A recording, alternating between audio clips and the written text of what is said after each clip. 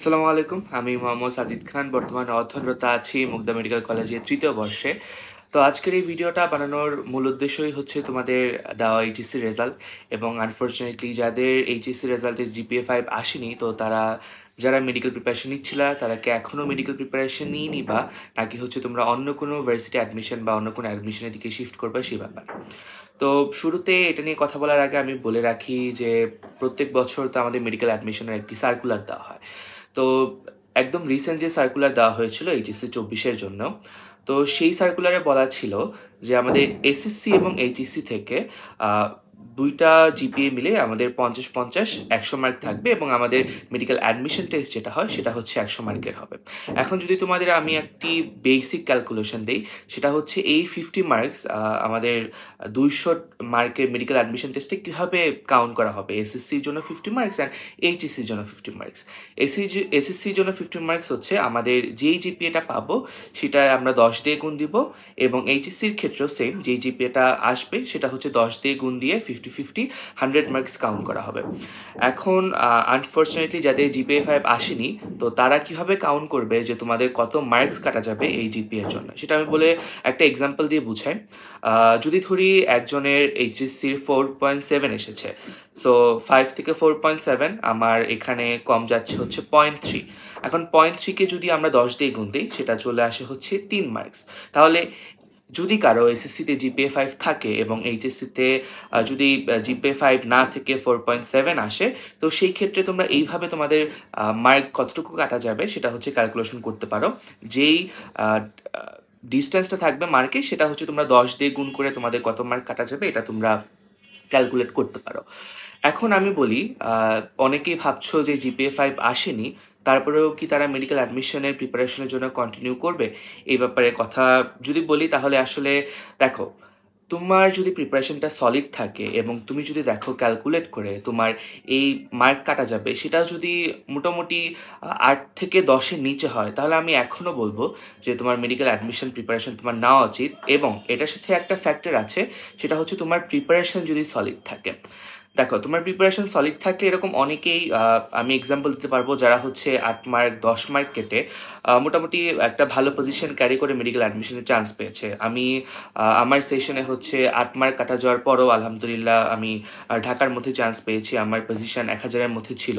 আমারই একটা জুনিয়র, সে হচ্ছে 10 মার্ক কাটা যাওয়ার পরও এখন একটা মেডিকেলে সে চান্স পেয়েছে, সরকারি মেডিকেলে, সে ভালো পজিশনেই আছে সেখানে। সো সেই ক্ষেত্রে দেখো, আমাদের একটা ভালো মার্ক কাটা যাওয়ার পরও আমরা কিন্তু আমাদের প্রিপারেশনটা সলিড রাখার মাধ্যমে আমরা মেডিকেল অ্যাডমিশন টেস্টে একদম সরকারি মেডিকেল কলেজে চান্স পেয়েছি। এখন যদি তুমি মনে করছো যে তোমার এই এসএসসি এইচএসসি জিপিএ 5 দিয়ে ক্যালকুলেশনের পরে তোমার কাট মার্ক বা যে মার্কটা কাটা যাবে সেটা যদি 10-এ বেশি হয়ে যায়, সেক্ষেত্রে আমি বলবো তোমার আসলে মেডিকেল অ্যাডমিশনের দিকে একটু হোপটা না রাখাই উচিত। কারণ এত কাট মার্ক আসলে আমরা যতই ভালো প্রিপারেশন নিই না কেন, একটা ভয় থেকেই যায় যে আমরা আসলে পরীক্ষার মধ্যে 100টা তো কেউ কারেক্ট করতে পারবে না। সো 90, 85 এটা করতে পারলেও সেক্ষেত্রে একটা ভয় থেকে যায় যে আসলেই কি চান্স হবে নাকি। সো তোমার যদি সেই কনফিডেন্সটা না থাকে, আমি বলবো যে তুমি এখন মেডিকেল অ্যাডমিশনের দিকে আর না গিয়ে তোমরা যে ভার্সিটি অ্যাডমিশন আছে সেই ক্ষেত্রে তোমরা সেদিকে শিফট করতে পারো। এখনও আমি বলবো মোটামুটি 1.5-2 মাসের মতো সময় আছে আদার ভার্সিটিগুলো এক্সাম হওয়ার।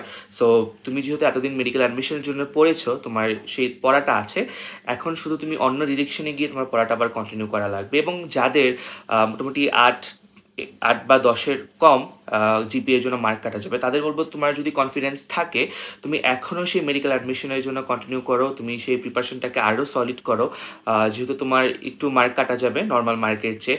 সো সেই ক্ষেত্রে এখনও যেই 1.5 মাসের মতো সময় আছে, সেই সময়টাকে তোমরা পুরোপুরি কাজে লাগিয়ে একটা সলিড প্রিপারেশন নাও, যেন যত মার্কই কাটা যাক তোমার সেই একটা ভালো মার্কস আসলে মার্কটা কাটা যাওয়ার পরে তোমার পজিশনটা যেন একদম সরকারি মেডিকেলে চান্স পাওয়ার মতো পজিশনের মধ্যে চলে আসে। আর যারা ভাবছো যে জিপিএ 5 আসার পরে যাদের গোল্ডেন আসেনি, আসলে এই গোল্ডেন জিনিসটা অ্যাডমিশনের ক্ষেত্রে বা অন্য কোথাও কোনো কাজের না। আমাদের কাউন্ট হয় জিপিএ 5টায়। এই 5-এর বেশি আসলে আমার সব সাবজেক্টে A+ এসে আমার গোল্ডেন আসলো নাকি, এটা আসলে কোনো রিজন না। আর যারা জিপিএ 5 পেয়েছো তারাও বেশি খুশি না হয়ে আসলে এখন প্রিপারেশন নিতে থাকো, যেহেতু একটা কম্পিটিশন সামনে আসবে। কারণ এবার যারাই এইচএসসিতে ভালো করেছে তাদের প্রিপারেশন অনেক সলিড ছিল। সো এখন এটাই আসলে আসলে ধারণা করা যাচ্ছে যে মেডিকেল অ্যাডমিশনের কম্পিটিশনটাও এবার অনেক বেশি হবে।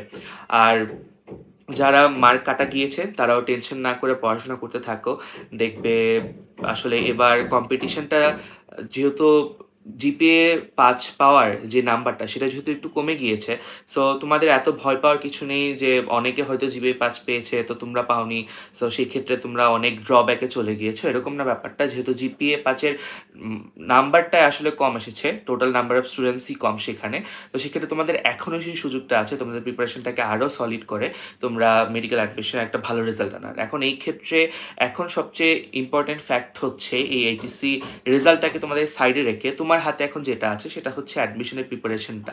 সো এই অ্যাডমিশনের প্রিপারেশনের ক্ষেত্রে তুমি এইটাকে আরও সলিড করে, এটাকে আরও স্ট্রং করে তুমি প্রিপারেশন দিতে থাকো, বারবার রিভিশন দিতে থাকো, বেশি বেশি এক্সাম দিতে থাকো। এই সময়টাকে কাজে লাগিয়ে তোমরা মেডিকেল অ্যাডমিশনে ইনশাল্লাহ সেই ভালো পজিশন, ভালো মার্কটা ক্যারি করে আনতে পারবে। সবার জন্য শুভকামনা রইল।